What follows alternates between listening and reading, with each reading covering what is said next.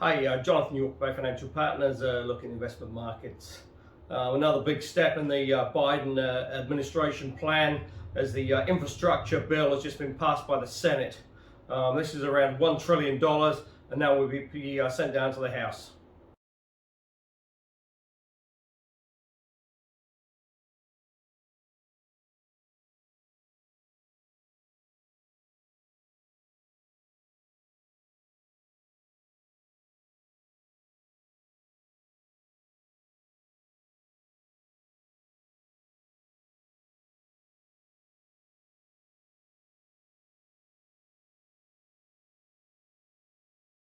And obviously, longer term, that should give a further boost to the US economy. This comes on the back of a very robust jobs number as well.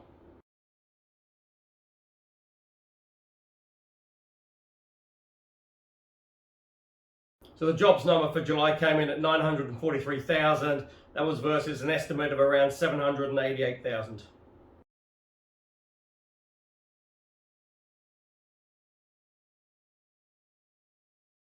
And what's quite interesting in the US now is that potentially the job openings out there and looking for jobs in terms of job vacancies are around 1 million more than people looking for jobs.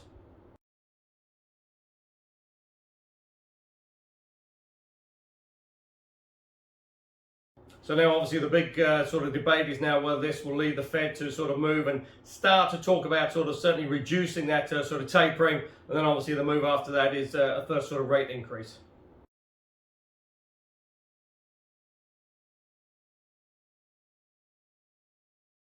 But to counter that slightly, you've still got rising cases in the US in COVID, and they're really sort of youngsters, and most of the people who are now catching COVID are unvaccinated.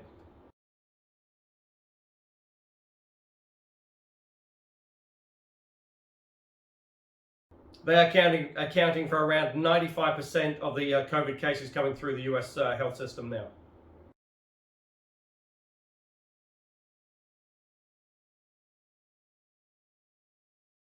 So still a major push to get those vaccinations rolled out. They're certainly going at a pretty reasonable rate in the US, but obviously with a population of around sort of 320 million, it does take a little bit of time.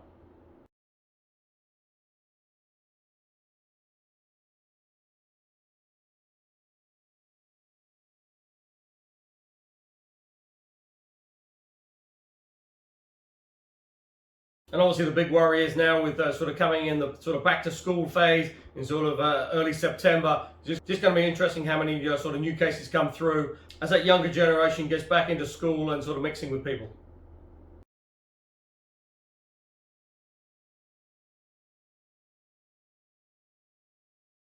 Now obviously with the Delta variant becoming the predominant strain around the world now, oil has taken a little bit of a dive, really on the back of sort of rising cases coming through. That is now back below $70 a barrel.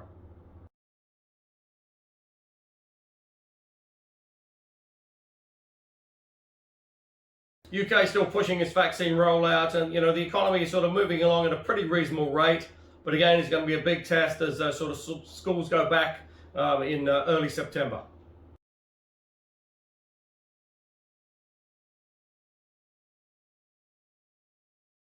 The other issue, obviously, for the UK as well, as for sort of most economies as well, is sort of rising inflation, and whether it will be transitory or whether it's sort of slightly more longer term.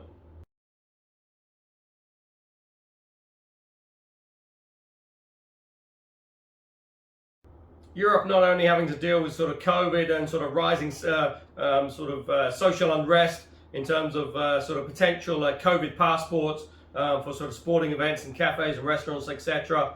But also you've got mass wildfires as well.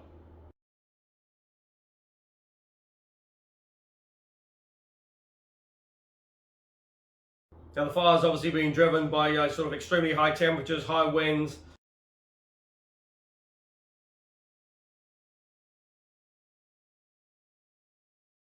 Closer to home, and Sydney sort of seems to be going from sort of bad to worse.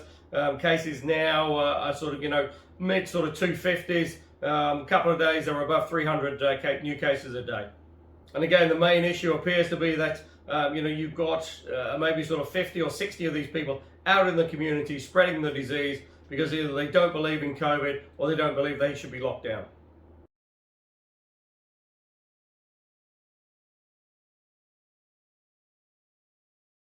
So now what they're talking about is sort of ring fence in Sydney, which is, a pretty major operation, all roads in and out. There's about a 6 million population there because, that's really the spread of the virus coming out of Sydney.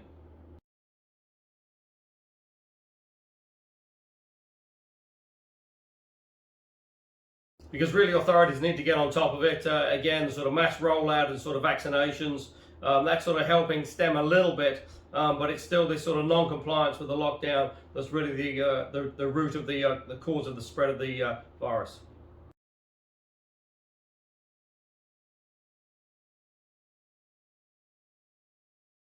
This sort of latest uncertainty with COVID was enough to see the Reserve Bank of Australia leave rates unchanged. Many were sort of forecasting a potential rate increase, but given the uncertainty with sort of cases coming through here, the Reserve Bank has left rates unchanged.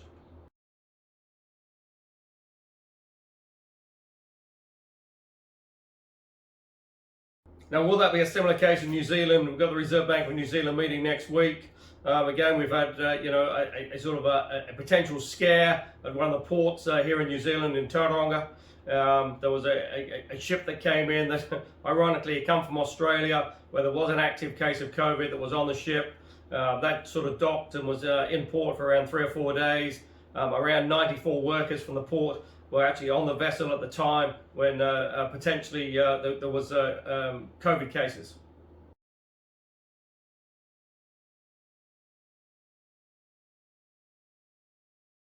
And New Zealand appears to have sort of dodged a bullet in the fact that all of those port workers have come back now with negative tests on around sort of day 5, day 6. But again, I suspect they'll probably be tested again after another sort of 7 odd days just to make sure.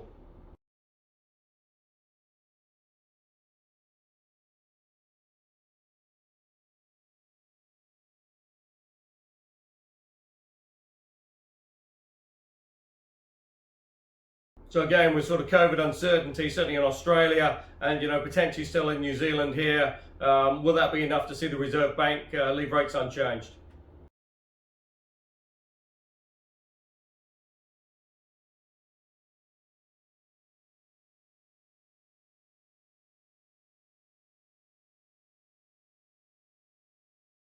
At the moment it's about sort of 50-50 whether we see the OCR move up to 0.5 from 0.25.